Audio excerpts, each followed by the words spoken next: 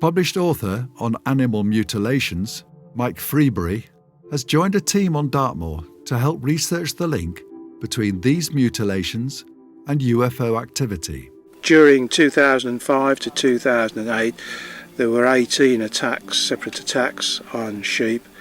70 sheep were killed, and I would say the majority of those involved highly suspicious surgical techniques that you wouldn't have expected from a natural predator or indeed from a human being, because some of the things that were done to these animals was really quite off the wall.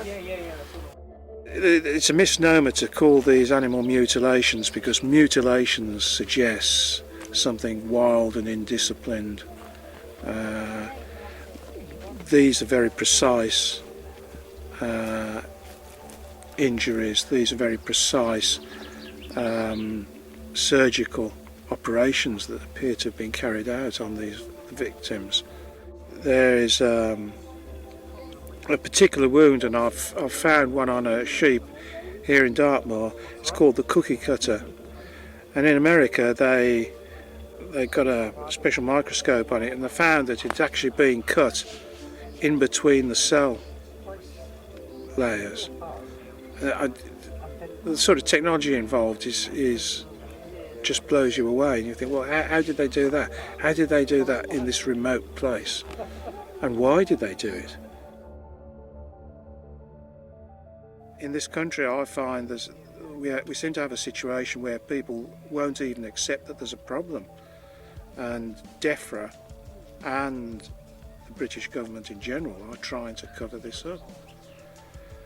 The Americans in some respects seem to be more open about the fact that there's a problem, although their government uses exactly the same tactics as our government is using here. It's just seems to be very, very few investigators on the ground in the UK. There is a virtual handful. Well, people either they don't take it seriously, or they just don't think it's a problem. They believe what they're told, that it's the occult, and it's these bad people like the occultists that are doing all this, and they're satisfied with that explanation. It doesn't in any way answer any of the things that happen when there's an animal mutilation attack.